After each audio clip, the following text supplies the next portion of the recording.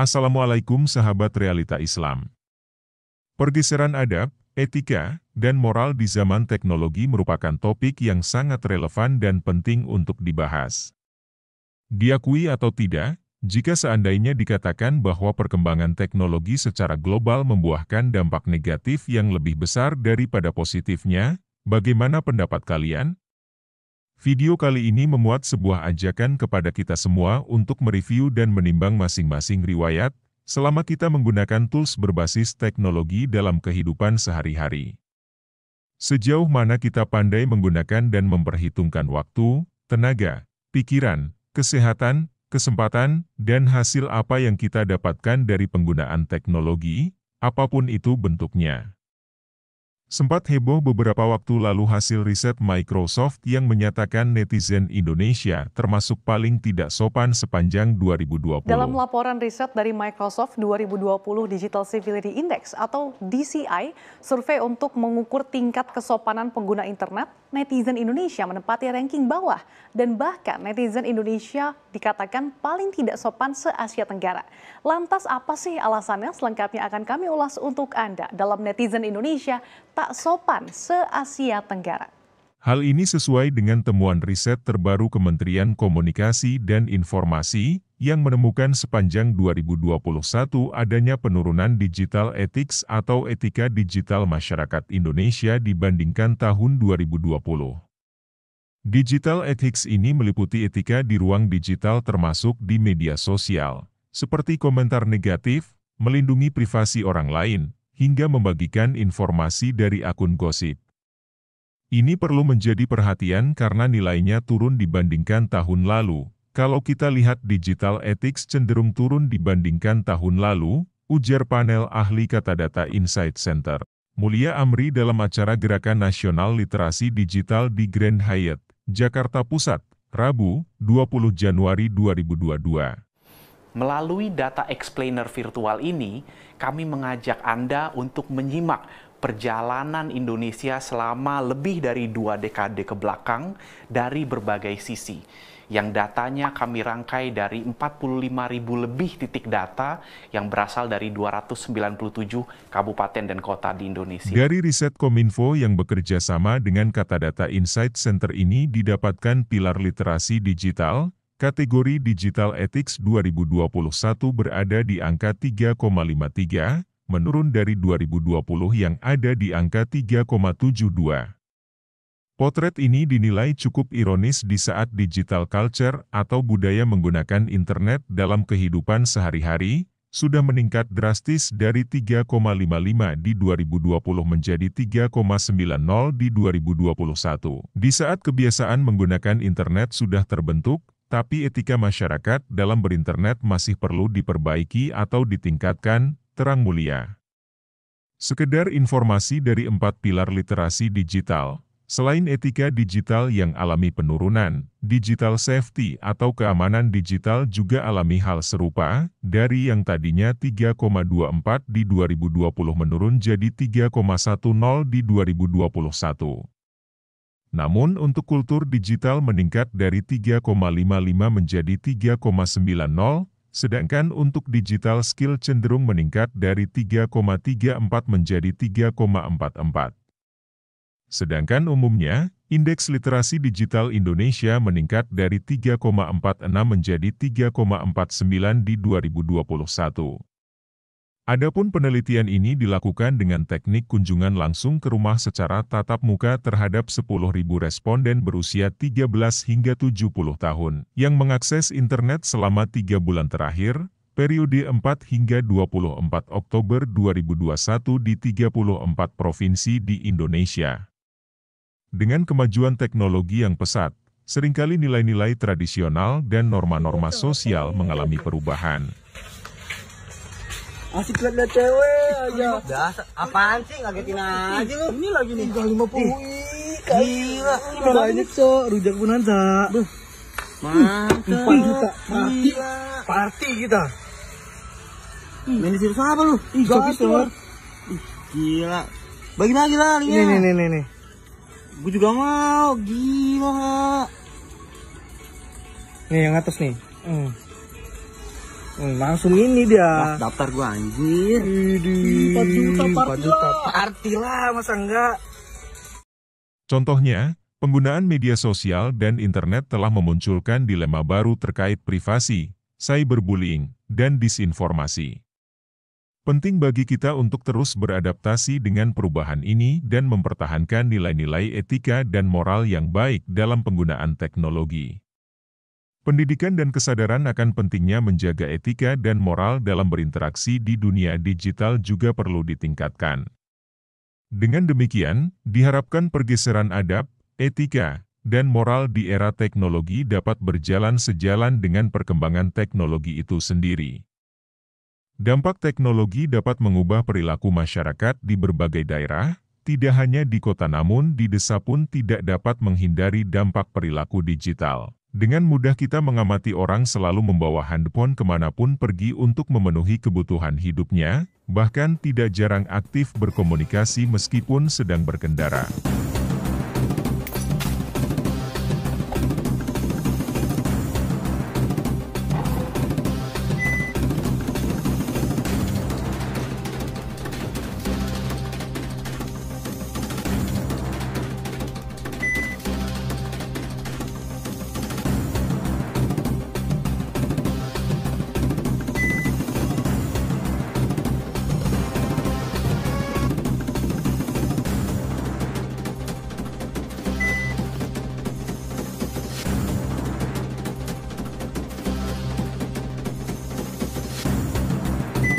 Pergeseran pola komunikasi dari bertemu langsung menjadi daring dengan berbagai media seperti chat, telepon, video call, Facebook, Twitter dan Zoom meeting dan masih banyak lagi.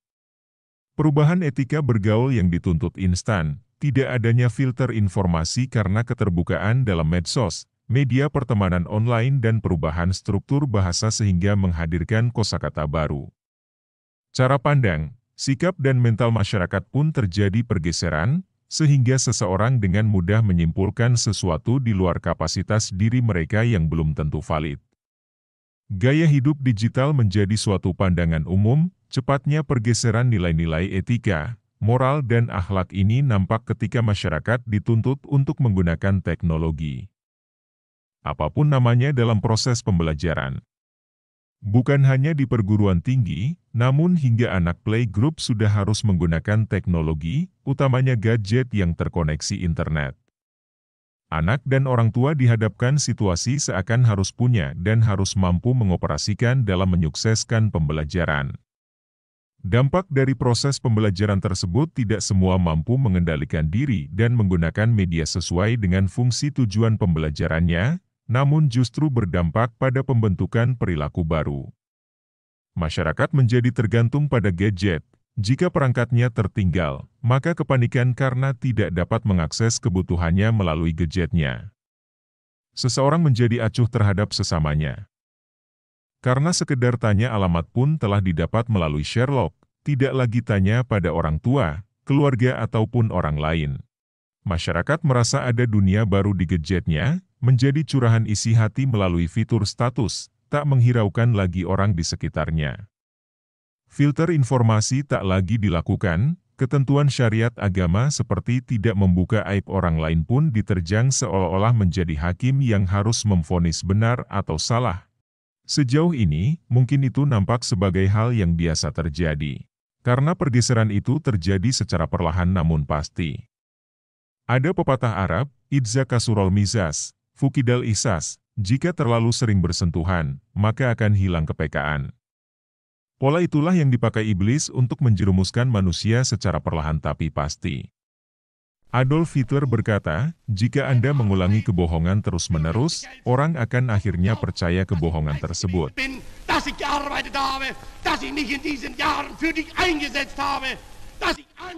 Pernyataan ini menyoroti strategi propaganda yang digunakan oleh rezim Nazi untuk mempengaruhi opini publik dengan menyebarkan informasi palsu secara terus-menerus. Teknologi yang saling berkolaborasi dengan Islam.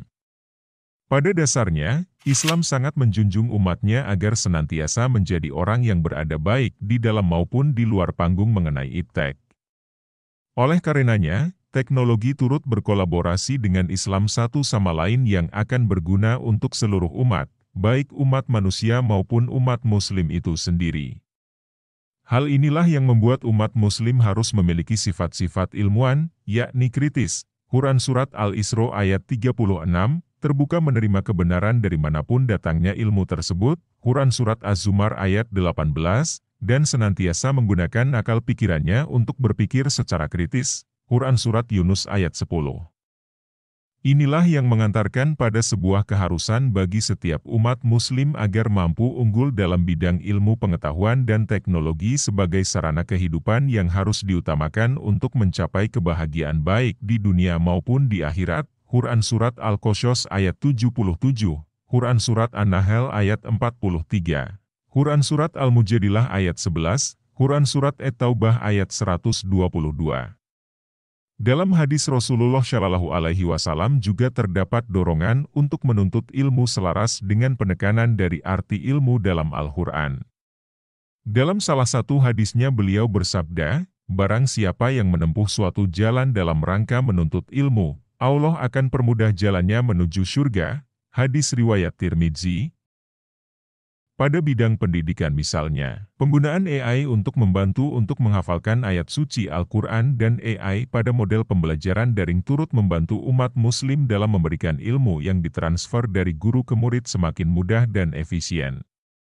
Selain itu pula, dengan penggunaan AI, pembelajaran Al-Quran, khususnya untuk usia anak-anak akan jauh lebih menarik dibandingkan dengan metode konvensional yang pada umumnya banyak digunakan oleh banyak guru di Indonesia. Media dakwah turut berkembang seiring dengan pesatnya kemajuan teknologi. Teknologi dan media sosial. Teknologi merupakan hal yang sangat melekat dalam kehidupan sehari-hari kita saat ini. Namun tentunya alat-alat itu tidak bertanggung jawab atas apa yang diakibatkannya. Justru di atas pundak manusialah terletak semua tanggung jawab itu. Sebab adanya pelbagai media informasi dan alat-alat canggih yang dimiliki dunia saat ini, dapat berbuat apa saja. Kiranya faktor manusialah yang menentukan operasionalnya. Ada kalanya menjadi manfaat yaitu manakala manusia menggunakan dengan baik dan tepat. Terkhusus generasi milenial ke atas, yang masih merasakan betapa indahnya kenangan dahulu bersama teman-teman dan orang tuanya sebelum masuknya era gadget, terasa ingin sekali kembali ke masa lalu. Menikmati segarnya mandi di kali, menggembala ternak, bermain petak umpet, memancing, dan semua budaya-budaya tradisional yang sangat erat kaitannya dengan kedekatan secara emosi, merasakan kasih sayang orang tua, melihat betapa letihnya orang tua mencari nafkah untuk kita. Semua itu terkenang dan melekat erat secara emosi di dalam fitrah kita sebagai manusia.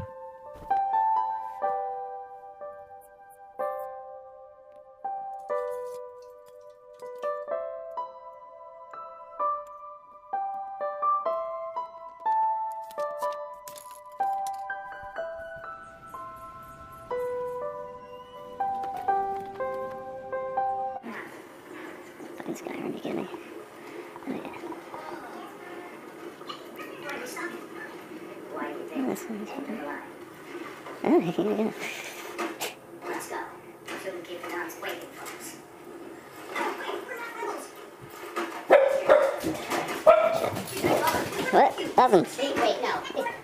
Shit, shit, no, you just over a little bit. I'm sorry. What are you doing? Leave it again. What are you doing? You are. What? Bullshit. Don't be bullshit. Don't be getting listen. Are you crazy? It's crazy. Get away. Dad. In this room. Dad. Where are you at?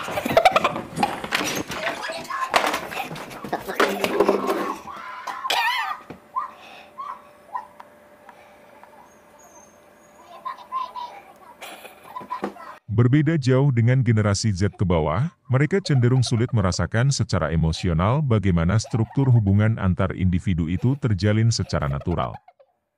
Mereka seolah terpisah jauh walaupun nampak dekat. Mereka asyik dengan dunianya masing-masing dan cenderung membentuk karakter yang individualis dan kurang peka terhadap rangsangan alamiah, kepedulian yang tergerus, dan sikap terburu-buru dalam mengambil sebuah keputusan, karena secara alami, teknologi yang mendidik mereka untuk serba instan. Walaupun di sisi lain tetap ada kelebihan dalam setiap generasi, akan tetapi jika dilihat dalam konteks fitrah, generasi Z cenderung tidak siap menghadapi problematika hidup yang terlalu kompleks, walaupun mereka dihadapkan dengan situasi yang serba cepat.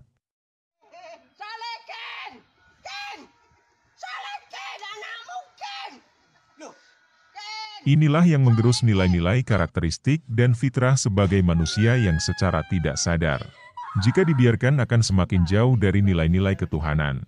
Kamu tahu nggak, An? Pasienku ya, anak perempuan usianya 18 tahun ya, datang bilangnya katanya keluhannya itu jadi perut flek-flek, haidnya udah nggak teratur, katanya kurang lebih 4 bulan ini. Aku bilang hamil kali, enggak dok, saya belum nikah. Udah pernah berhubungan intim, katanya belum pernah sama sekali. Aku udah curiga dari muka-muka ini, biasanya anak-anak ini hamil ya. Terus aku USG dong, pertama di USG nggak mau. Aku tanya udah tes pack belum? Belum, ya udah aku USG hamil 5 bulan. Aku tanya jujur, kamu udah pernah punya hubungan sama pacarmu atau sama orang lain? Nggak pernah, ternyata dia pacaran. Udah berapa tahun pacarannya? Ini yang lebih parah lagi, pacaran udah 8 tahun. Jadi dari SD katanya dia pacaran. Astagfirullahalazim. Gimana nggak langsung nyebut, coba istighfar berkali-kali kalau kayak gitu. Jadi anak sekarang ini pacaran udah 8 tahun nggak nikah-nikah. Islam mendukung dengan tetap memperhatikan etika yang mengawal moral dan akhlak pada jalur yang benar. 1. Meluruskan niat. 2. Menyebar kebaikan dan mencegah keburukan. 3. Tidak menghina dan mengumbar kebencian. 4. Memanfaatkan waktu sebaik mungkin. Semoga video kali ini cukup memberikan insight yang positif dan mendorong kita untuk berperilaku dengan bijak terhadap perkembangan teknologi yang semakin berkembang dan terus akan berkembang di masa yang akan datang.